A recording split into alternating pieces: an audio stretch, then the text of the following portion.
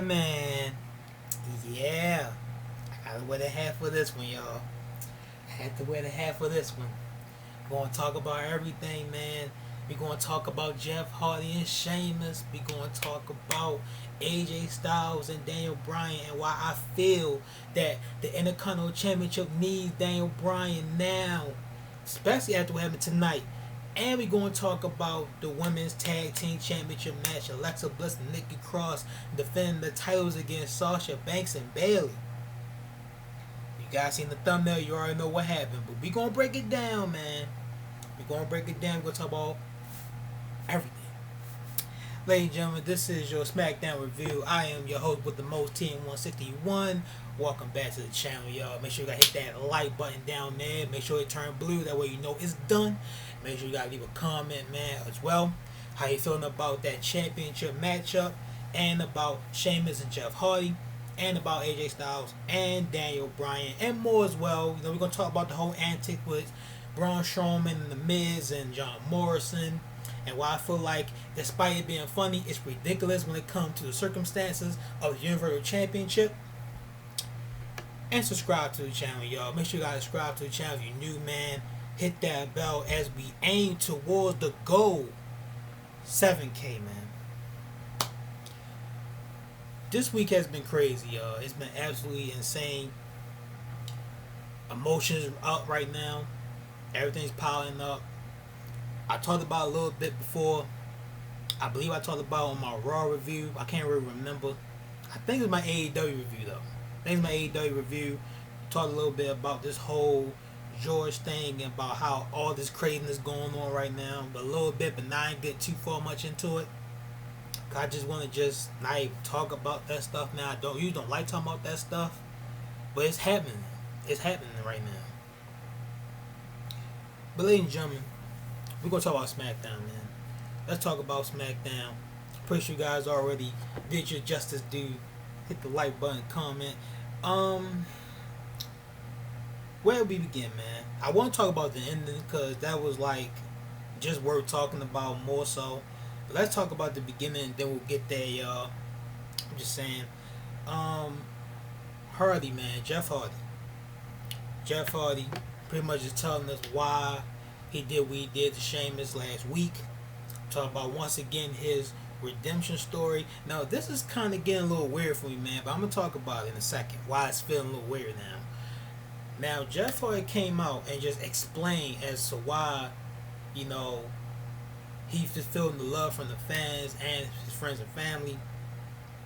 Then he found out who the real culprit is. I'm breaking it down for y'all. I ain't going over the whole thing. I'm breaking it down for y'all piece by piece. Hope y'all okay with that. So, he tells who the culprit is. But I'm just sitting there like, who is the culprit? We know who the obvious answer would be. And that's exactly what happened. We got the obvious answer. Red hair and red beard. Like, who else has red hair and red beard? Sheamus.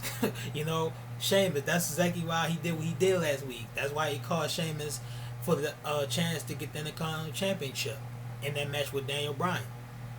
So this leads to Sheamus coming out, and this is where things kind of got just a little too much for me, a little bit. But Sheamus coming out there just bashing Jeff Hardy once again, telling his family just used to you always doing your typical just drinking and all these charges, like pretty much just bashing Jeff Hardy's personal life. And usually when they bring up your personal life, usually that makes intriguing television, but in this instance it really doesn't, you know, and especially after what happened here, because by them revealing Sheamus, I feel like it took things to an all-time just low. And what I mean by that is the fact that now we know who the culprit is. Now it's like, what is the end game from all this? We're sitting here thinking that Jeff Hardy is going to get this big redemption story in which probably lead him to, still can, to the Universal Championship. Now I'm kind of questioning that now, y'all. Because Sheamus is also in the picture. And Sheamus had been taking care of his body so well. Sheamus looked fantastic, y'all. He looked exactly how, even better now than when he did when he first debuted. But Sheamus had been very impressive as of late, and it's like you cannot take that away from him either. Yes, you want to build up Jeff Hardy, but Sheamus had to be built up too, and we're trying to figure out where Sheamus is going right now because we want to eventually see Sheamus in the title picture when it matters most. I mean, pretty sure some of you probably not saying that, but I personally want to see it. You know, I think it's long overdue, especially after the way he came back. I want to personally see it. Jeff Hardy, I'm cool with Jeff, but it's like, you know, Jeff Hardy is like, it's this new era, man. Like, yes, Sheamus is part of an older breed as well, but Jeff Hardy is a further. Like, he is Attitude Era alumni, you know? So, I don't know, man. Like, I love Jeff Hardy, personally, but I don't know, man. It's like, right now, where they're going with this, we know the match is having that backlash. Jeff Hardy could win, but I can see Sheamus winning too. I guess it's going to depend who wins that match, because if Jeff Hardy wins, that could lead to him eventually becoming Universal Champion when Braun Strowman loses the title, because I don't expect Jeff Hardy to face Braun Strowman. More likely it's going to be Bray Wyatt and Jeff Hardy, possibly.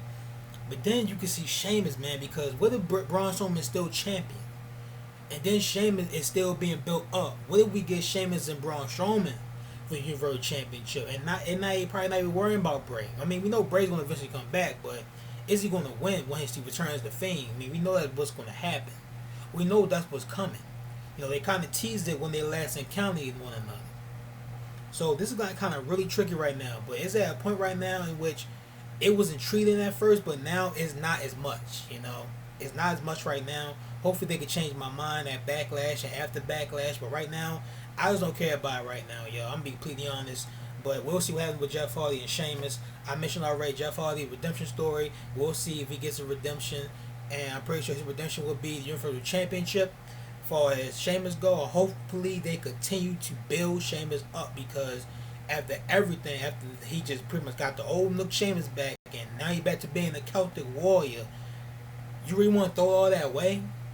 So we'll see what happens, y'all. But right now, I just know what to feel about this. And as far as the storyline go right now, you know, like I said, like, personal storyline usually intriguing, but this one not as much. You know, this was not as much. So that's how I feel about it, at least. Then we cut to Otis and Mandy. Otis here taking Baron Corbin's crown. Baron Corbin wondering where his crown is. He didn't go to the ring, which then sets up a match between Otis and Baron Corbin. The match itself was not that much impressive. Baron Corbin match is usually not impressive. Not because I don't like Baron Corbin right now, but just the fact that that's how it is with Baron Corbin. I'm not saying this is definitely not his worst match. This is not worse than Elias. I will say that.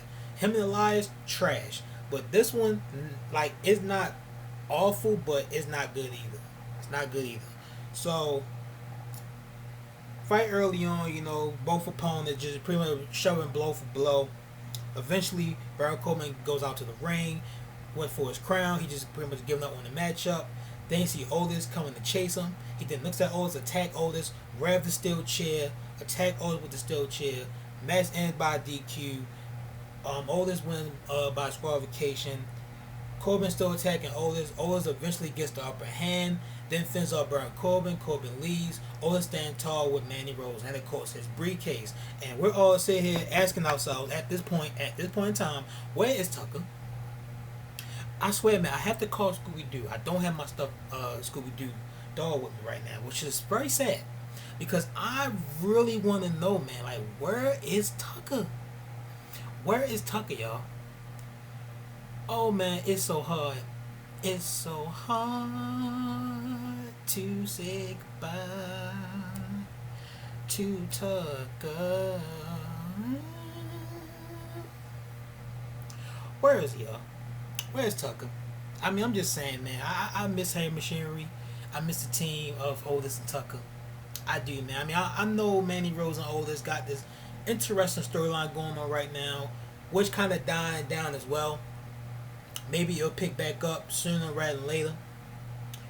But where's Tucker in all this? I'm just waiting for the moment. And yes, the more we wait, the more, when the moment happens, it's going to be that much good. So, no problems here. I'm just starting to wonder where he is now. It's been a while, y'all. Like, how long has it been? Like, we haven't seen him since, like, before Money in the Bank. Like, even before that. I don't know, man. Just wondering now. Where's Tucker? Somebody please let me know. No? I gotta know, y'all. Please let me But let's continue, man. John Morrison The Miz. I'm gonna talk about this all right now, y'all. That way we ain't gotta just stop and talk about them. We're gonna talk about everything, man. We seen John Morrison and The Miz just messing with Braun Strowman the whole entire night, messing with his shake. Then they try to slime him, but end up sliming Braxton. Caleb Braxton was upset over this, obviously. Then we seen John Morrison The Miz just destroy Braun Strowman's car. When I'm pretty sure it wasn't his real car, but still destroys Braun Strowman's car. Braun Strowman is now live at this point to a point where he's just seeing all red right now. Asks the valet where's Miz and Morrison. He pretty much just snitched on them, just points at the van. They're both just freaking out now. They see Braun. Now, let's pause right there for a second. Miz and Morrison obviously see Braun Strowman, like, hunting them down. And he now knows where you are, bro. Why would you not just take off right then and there? Why would you stay in the van and just feel like you're safe there? Like, this is Braun freaking Strowman. You didn't have the audacity or the idea to run like hell right now. Especially when you see Braun Strowman is literally just with rage right now, just coming at you. Like, that was freaking stupid by them, bro. Like, I would've been out of there, y'all. Like, the minute I see Braun Strowman, a livid Braun Strowman, just pissed off and coming right at me, bro, I'm out. You know what I'm saying? I'm not sticking around for that. Miz and Morrison, bro. Come on, man. Y'all got better than that. Like, that was so dumb on y'all part. And then, Braun Strowman being Braun Strowman pretty much just said, like, no, I'm about to murder y'all right now. So, pretty much lift the truck up and just flip the truck over to the side. Braun Strowman gets excited, he gets happy, like, now that's fun, brah, and then just leaves. Now, like I mentioned already, man, this is why I got a problem with it, just for this instance, because despite it being a, like, funny moment at times, like, some of it was annoying. The part which Morrison and Miz with the shake was annoying. The slime part was okay, I guess. But the real funny part was when they just destroyed the car, man, and how excited they were to destroy the car. Like, that was the best part of everything that they did tonight. But may I remind y'all, this is for the Universal Championship. Braun Strowman is facing a tag team in a handicap match, and this is the best you got to build a interesting Universal Championship match. By having slime destroyed cars by Miz and Morrison and playing these little fun kiddie games by messing with his drink or slime and destroying his car. Like, that's the best you got to build up an interesting story with this. Like, I understand it's like gonna just go right by us. Like, none of us gonna remember this after Backlash. I'll be shocked if we do. If anything gonna remember about it is the fact that it ended very quickly and the Fiend showed up, possibly. But like I said, man, if this was like for like a United States or a tag team, like this is something that the New Day would do, bro. Like this is literally something the New Day would do. But at the same time, Miz and Morrison would do it too, because they kind of act the same way the New Day do, but just more pricks with it. So that's how I feel about it, y'all. Like I said, it was not bad, but at the same time, this is for a Universal Championship. It was not needed, man. Not for this instance. Not for this. But anyway, let's continue on with that. Chad Gable interview. No, can't remember what he said here. Might recall him by the name they call him. Mojo Rawley stepped in. I'm surprised he's still around, honestly. Pretty much mentioned that he mad that Rob Gronkowski lost the 24/7 championship. I'm surprised he said that, because I'm sitting there like, Mojo, you was trying to get the 24/7 championship too. Like, why the hell you upset your boy lost it? Didn't he take it from you, or didn't he try to take it from you? I'm just saying, yo. I'm just thinking about that for a second. Why he's saying that? You wouldn't want the 24/7 title yourself? So anyway, we get a beat down. Cesaro, Nakamura, and Mojo all beat down on Chad Gable. New Day intervened, helped Chad Gable out, which led to a 6-man tag later on in the night. Sonya Deville and Lacey Evans. Let's break it down the match. Now I'll talk about what I want to talk about, really. Before the match had begun, while Lacey Evans making her entrance, Deville did tag her from behind, so she got the upper hand on that instant. Then, this was a little bit better. better than last week. It wasn't like no showboating or trying to show each other out like how they were last week.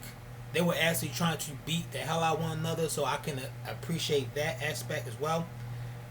That referee instant, man, like that definitely wasn't planned.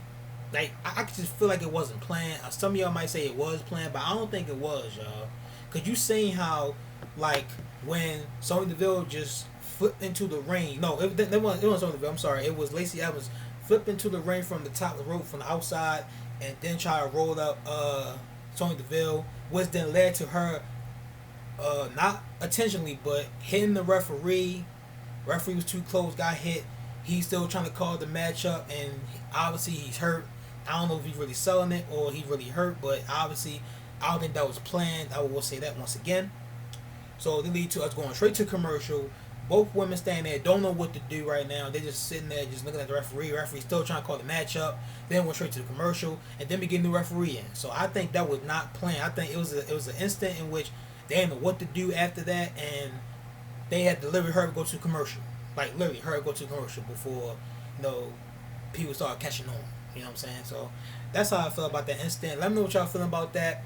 I'm pretty sure a lot of y'all probably saying the exact same thing I'm saying right now. It was not intentional. It was not a storyline. It just literally just happened.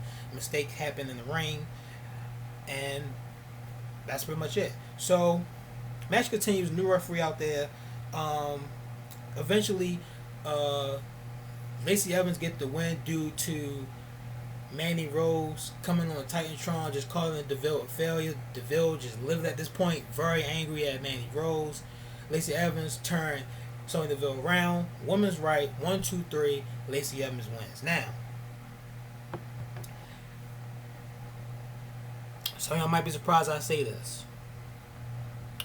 This is definitely top 5 Lacey Evans matches in WWE. This is one of Lacey Evans' best matches in the WWE, and I don't say that often, but she definitely was in there working, and I saw some growth in there from her. I had to give her some credit, man. I still would much rather see her in the tag team with Dana Brooke. I brought that idea up so many times. This is one of the reasons why I brought that up. Look what Lacey Evans doing right here. Like, this is a singles match on a Smackdown, and a feud in which kind of got something going on for her right now with both women. And here we see Lacey Evans kind of growing a little bit here tonight. And of course, Sonya Deville is also the major key in all this. She's going to be the major player, hopefully, in all of this. But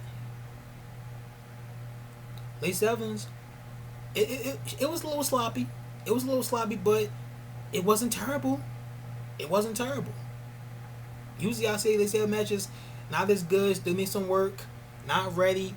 She's still not ready. I'm not saying that by any means, but this was a good match by Lacey Evans, man. Top 5. One of her top 5 matches in WWE with Sonya Deville. Now, I can't say the same about Sonya Deville. I don't know if this is one of her top 5 best matches, but it's definitely one of her good ones with Lacey Evans. So I gotta give her credit too. Now, also, I did like the fact that they had Mandy Rose distract Sonya Deville because it didn't make her look weak. She actually lost because of the distraction, which makes Sonya Deville still look strong despite losing. Like you got, I can appreciate that. I cannot hate on that at all by any means. But more than likely, this is going to happen again at Backlash. I mentioned it already. I didn't expect it to happen this week, but the simple fact that Lacey Evans got the win here, but at the same time, she did win. No, she didn't win. Actually, it was a draw. It was a draw the first time, double count out. Lacey Evans win here, so I'm pretty sure they're going to have this match at Backlash, probably at the kickoff. Sonya Deville gonna get a win back. I'm pretty sure, certainly. Now, if Sonya Deville loses Lacey Evans again, then I don't know what the hell is going on. Maybe they're about to push Lacey Evans, try to push Lacey Evans again, but that should not be the case at all. Your game plan right now is to build up Sonya Deville and continue to push Sonya Deville because right now she's doing a good job. I'm not gonna say Lacey Evans not doing a good job either, but Lacey Evans had her opportunities kind of here and there, but this is Sonya Deville's moment, man. Like, you have to focus on her intentionally. And from seeing Mandy Rose, this storyline between Mandy Rose and Sonya Deville is far from over. Far from over. Question is it over between Dolph and Otis? It looks like it because we haven't seen Dolph Ziggler the past 2 weeks. Sonya Deville about doing her own thing with Lacey Evans. So what does it mean for Otis and Dolph Ziggler? I'm pretty sure over between them two. Hopefully. But right now, Mandy Rose, Sonya Deville, it's not over. It's not over. And what's the end game in all this? Now I'm curious. What is the end game in this whole storyline? I have no idea, yo. I can't even begin to tell you. This was definitely Lacey Evans, one of her Lacey Evans' best matches. Sonya Deville as well. And God give him credit for that. God give him credit for that. Daniel Bryan and AJ freaking Styles, y'all, face to face. Renee Young is the mediator here. Pretty much keeping things cool on the wraps. I said it before, y'all, so many times. I'm gonna say it again before we even talk about what happened afterwards. The Intercontinental Championship needs Daniel Bryan. I say that so many times. Why do I say that? Well, look at the last two champions. I ain't gonna go further. I'm gonna say last two champions. We had, I'm gonna say three champions. Let's say last three champions. We had Sami Zayn. Now it's not his fault. It's not Sami Zayn's fault by any means. They pretty much stripped him due to him wanting to keep himself safe from the virus. That's what I heard, at least. That's as far as I know. Now, two, last before him, Braun Strowman. Braun Strowman didn't do anything with that championship. And he's not doing anything with your first championship either. Next, before that, for Strowman, Nakamura. Nakamura had that title for over like 200 something days. Didn't do jack shit with it. Nothing at all whatsoever. Excuse my language, y'all. Didn't do anything with that championship. Nothing. And it's not his fault. Not his fault. But at the same time, he didn't do anything with it. That's the reality. So, I can see someone like a Daniel Bryan and WWE getting behind Daniel Bryan and making that title relevant with him, with having him with it on his shoulders. That's why I say the Intercontinental Championship need Daniel Bryan, because it's been dead for a while, y'all. That title needs to be built back up. And I think someone like a Daniel Bryan can build it back up. I'm not saying AJ Styles can't either, but he is a heel. And you know heel's going to do whatever it takes to win. We don't need an Intercontinental Championship that's going to cheat their way to win. We need the title to look strong under a strong baby face. And that strong baby face is Daniel Bryan. That's why I hope to see him win it.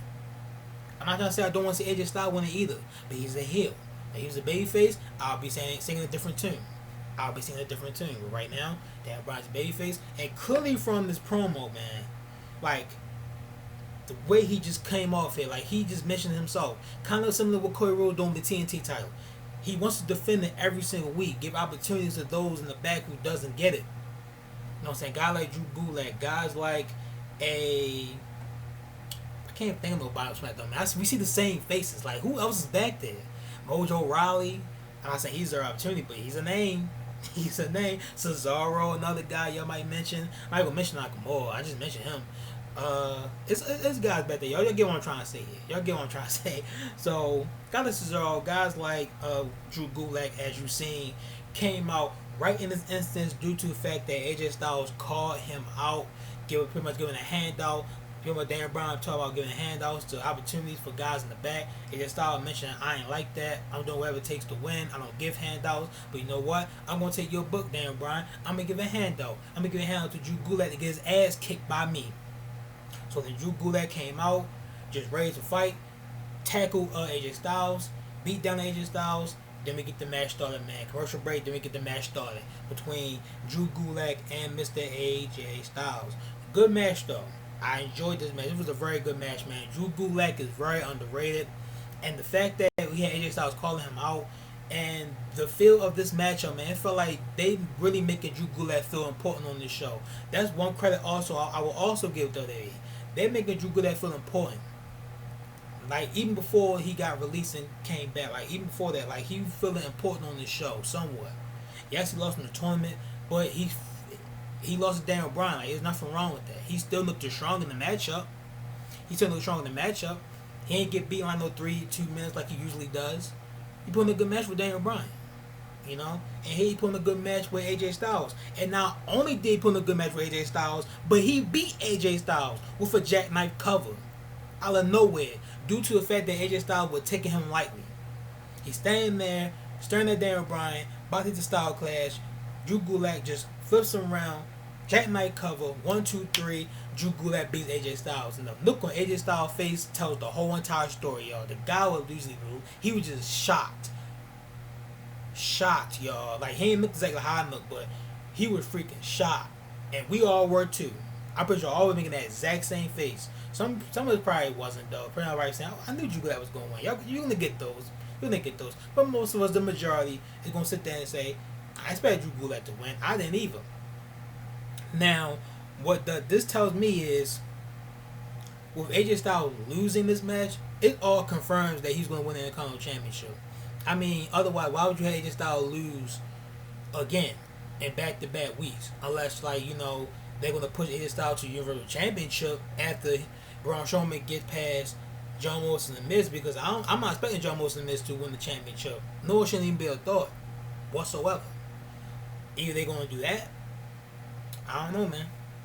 I don't know, but right now, AJ Styles going in next week is the favorite. Just because he lost here to Drew Gulak. And my prediction is this.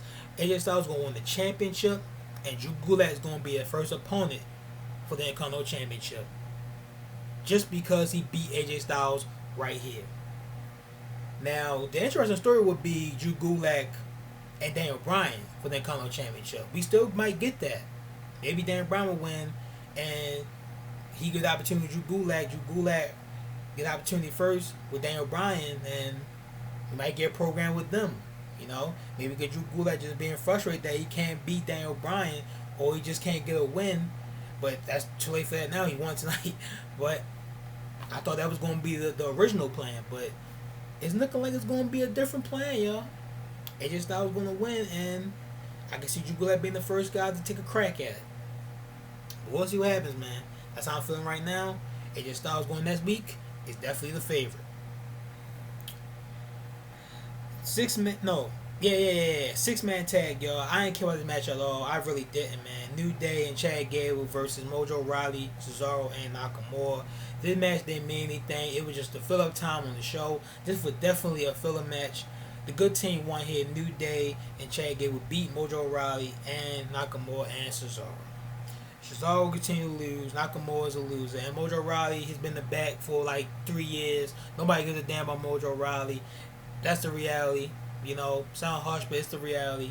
And what else want me to say about it? I just didn't care about this match, y'all. It was a filler match. It was a filler match. You could easily tell it was a filler match. It felt like a filler match. I wasn't going to focus on this match. I was saying who won. New Day and Chad Gable wins. Great. Great. Last but not least, Alexa Bliss and Nikki Cross defend the Women's Tag Team Championships against Sasha Banks and Bayley. Bayley and Sasha dominated early on. They had more control of this matchup. Nikki Cross just getting beat down. She get the hot tag Alexa Bliss, and Alexa Bliss came in there. Felt intense. I usually don't feel intensity from Alexa Bliss, but I felt it tonight. Like, you felt the intensity from her tonight. I usually don't feel that way about her in most of her matches, but I felt the intensity on this night, and she definitely brought it on this night. Like, I gotta give another credit is due, man. When it comes to Nikki Cross and Alexa Bliss, they definitely did brought it, man. But you would expect that with two workers like Sasha Banks and Bayley. So I did say that was going to happen, but at the same time, credit is due, folks. There you go. Now, let's talk about what happened not mid-match, but near the end of the matchup. No, not before that. I'm sorry, y'all. I gotta talk about this spot right here first. That Bayley top rope, Bayley belly. I messed it up a little bit. To Bliss was a good spot. I enjoyed that. Now let's talk about what happened here in this instance. At near the end of the matchup, we seen that Sasha Banks had everything under control. She had Nikki Cross in the bank statement. We seen the tag from Bayley before she connected the bank statement to Nikki Cross. Bayley just pretty much shoved Sasha Banks off of Nikki Cross, and she puts the bank statement onto Nikki Cross. Sasha Banks looking at like, what the hell are you doing? So then, because Sasha Banks just going back into focus mode, pretty much just helping Bayley out here. Bayley gets out the ring, and this one Sasha Banks just turned to beast mode. Like, she literally just took out everybody here on her own, taking out Bliss, taking out Nikki Cross in this instance. And after a couple of minutes, Sasha made Nikki Cross tap out, and we get new women tag team champions. Bayley 2 belts, ladies and gentlemen. Bayley and Sasha Banks is the new Smackdown, well, not Smackdown, women's tag team championships, man. And the look on Alexa Bliss and Nikki Cross face tells the whole story. Same way AJ Styles. They were just as shocked as AJ Styles was when he lost to Drew Gulak. And there you have it, y'all. So now we got new champions. What did this mean for the Iconics? Well, the simple fact that Alexa Bliss and Nikki Cross no longer the champions, will the Iconics not go after the champions now? I mean, it's only that it makes sense. You know, like, why? What other reason would I have to go after Bliss and Nikki Cross? Like, and then so abruptly, like, I did not expect Alexa Bliss and Nikki Cross to lose the titles on this night. But I'm happy that Sasha Banks and Bayley won. I might be going to just sit there and act like that I'm not, but I am happy that they won. But I didn't expect them to win. That's the thing. I did not expect them to win at all. I wasn't prepared for this, but it happened. Sasha Banks is a champion again, and Bayley is Bayley 2 belts. You know, she's now the women's tag team champion and the SmackDown women's champion. Like, Bayley is on fire right now, man. Like, she is on a platform of her own. It's freaking crazy, y'all. It's insane. You know, we all sitting there wondering about Bayley before the heel turn, wondering if this heel turn was going to work for her, and it has. And yes, it felt flat at the beginning. I wasn't interested in it. I said Bayley turned babyface, but recently, you know, promos is okay, not intimidating enough for me personally, but it has gotten somewhat better than what it was before, and she clicking on all cylinders, man. You know, so credit where credit's due. Like, I've been saying that for most of this review, and it's the truth, man. It's the absolute truth. So, Bayley, Sasha Banks, new women tag team champions. As far as Alexa Bliss and Nikki Cross go, I hope this is the start of the turn from Nikki Cross. Like, I'm hoping this is the beginning of us seeing crazy Nikki once again, and then we get a feud between Alexa Bliss and Nikki Cross on SmackDown, with crazy Nikki coming back, re-emerging herself. Because I would personally would care about Nikki Cross again. We get that. This Nikki Cross right here, I want no parts of. I want to see crazy Nikki, yo. I can't trust that enough to you. Some of y'all might disagree with that, but that's how I feel, honestly. I'm not saying I hate Nikki Cross, but I just don't like this version of Nikki Cross. It was okay at the beginning, but now it's overkill. And I hope this is now the beginning of the turn of Nikki Cross, and we get the feuds between her and Alexa Bliss that I pitched months ago. I pitched this months ago. You know, and now here we are, them losing the tag team championships. Now we got no reason to us to not have them turn right now. You know, they just lost. It was no miscue, it was no accident, nothing like that. They just lost. Nikki Cross tapped out. Sasha and Bayley are the champions. So we'll see how it goes between Nikki Cross and Alexa Bliss, and we'll see what happens with the Iconics and Sasha Banks and Bayley. I don't know where they're going with these titles, man. I thought the title should be honestly gone, honestly. It's not doing anything for anybody. I don't know why they're still around. I think they should be gone. There's really no women's division, like tag team division to even compete for these titles with. When you have tag team championship, you gotta have a strong division. There is no division. So I don't know why these titles are still around personally, but here we are, man, with Sasha Banks and Bayley becoming tag team champions. Good for them. So, ladies and gentlemen, that is your SmackDown review. That is your SmackDown review, ladies and gentlemen. Overall, the show was decent. It wasn't great, but it was decent. Went by so fast, man. Definitely enjoyed some parts of it. Like I said, Lacey Evans' best match, one of her best matches was against Sonya Deville.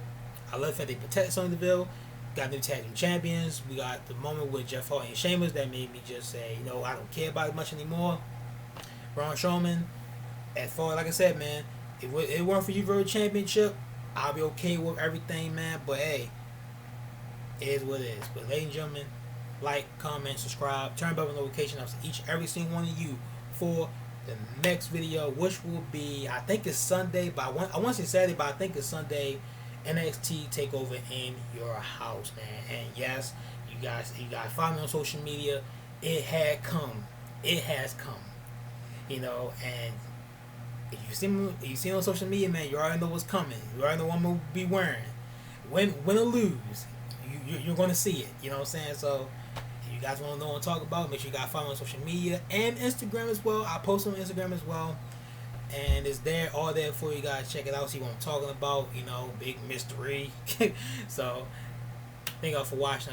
See, I can't even end this right. And I'll see each and every single one of you for the very next video.